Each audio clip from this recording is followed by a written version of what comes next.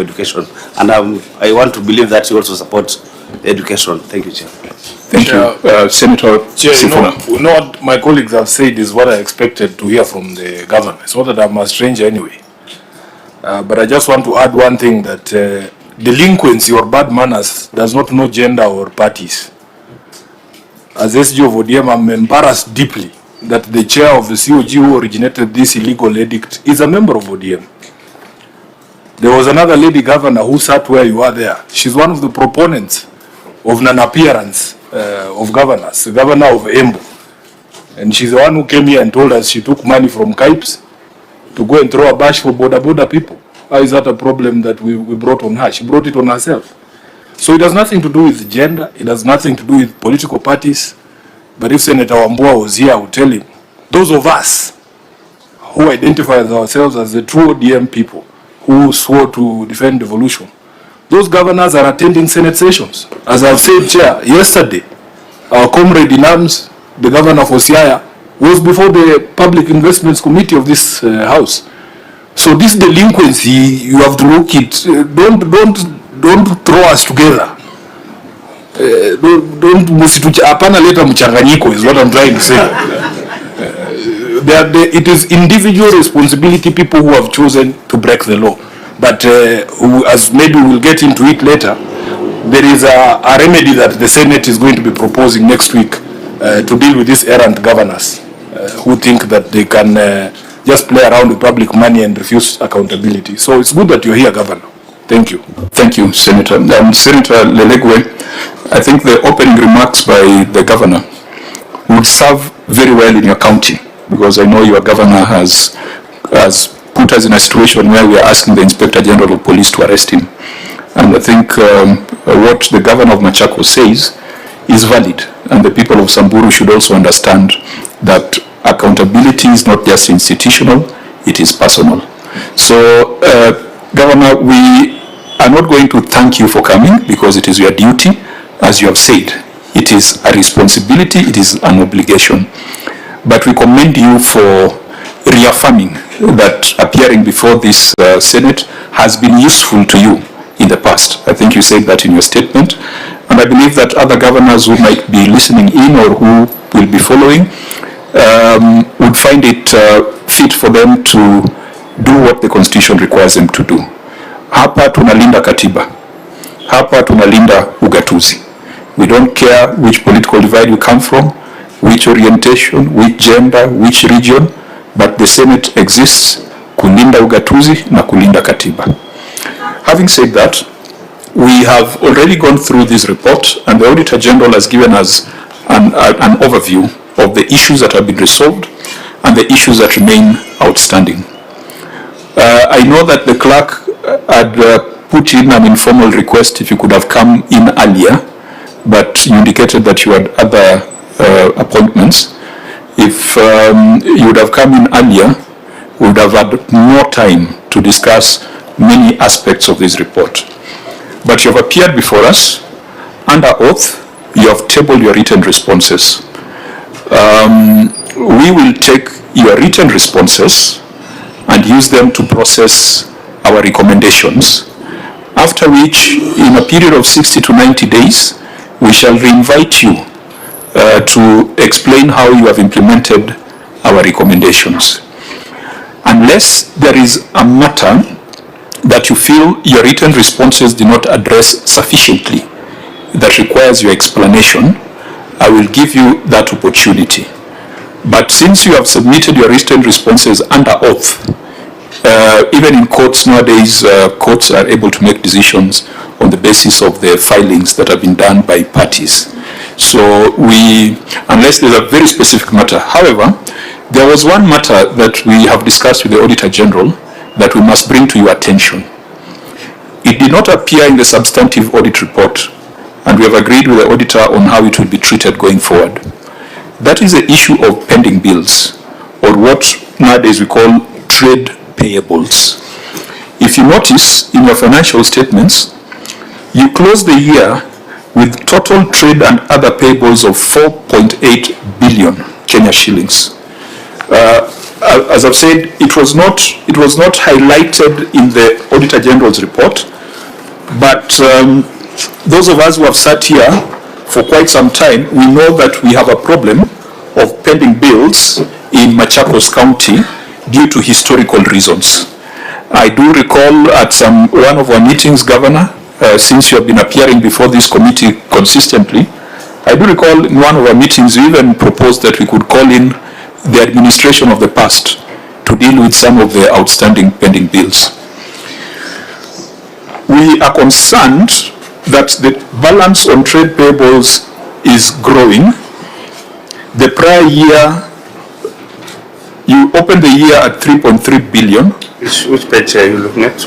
It's on the financial statement, note 32 on trade and other payables. Yeah, on the financial statement. It's not, the auditor had treated it as a prior year matter. Or auditor, can you explain how you had treated this so that it's your words that go on record? Yes, Chair, that is the case. We are following up on the trade payables. But we have directed that it cannot be looked at as a prior year matter. Yes. Because in prior year the figures were different. Yes. This year the figure is growing. This year there was no aging analysis. Or is there an aging analysis in that report? There is no aging analysis. Ideally the auditor would have flagged that to say that the debt of 4.8 is not aged. So we don't know what is current, what is a year, what is over 3 years. And Governor, just hold your horses first. We have discussed it with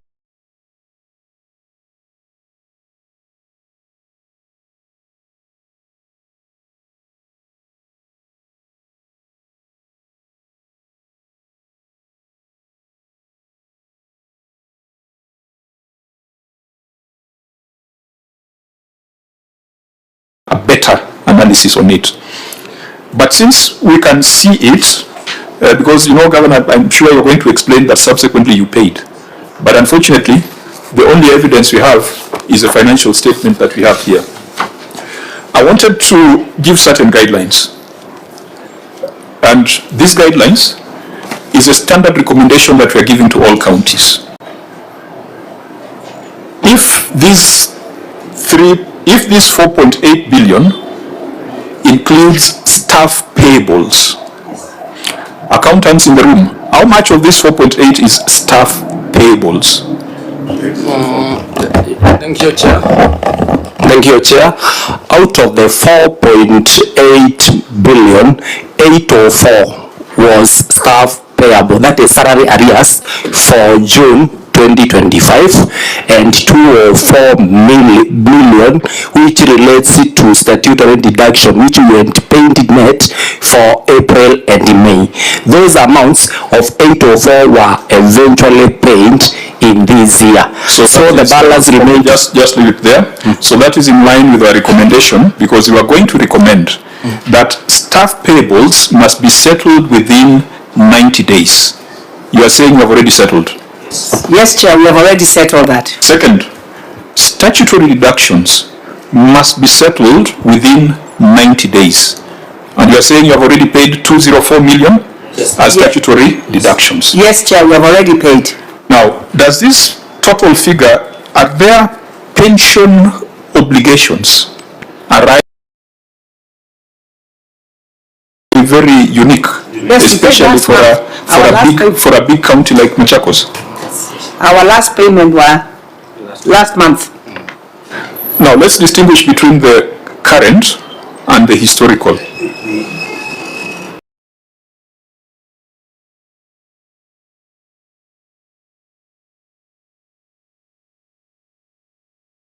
LAP fund or LAP trust or CPF, anything? Let me respond. What Chair, I've clarified that 804 was for financial 24-25, which fall due in year 25-26, and which we settled. But if you go to our pending bills, there is an amount of 325 million, which relates now to that period of devolution. Correct. But now that's where I'm going to. Our recommendation on those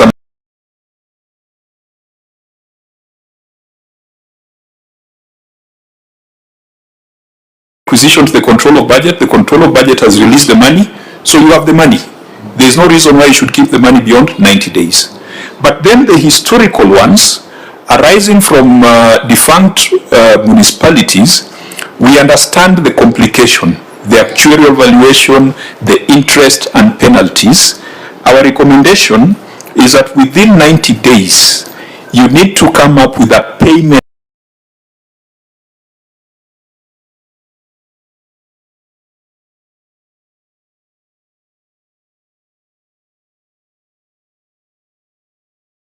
of budget, the Auditor General and the Senate within 90 days. Chair, we have to have a payment plan. A payment plan. Payment plan.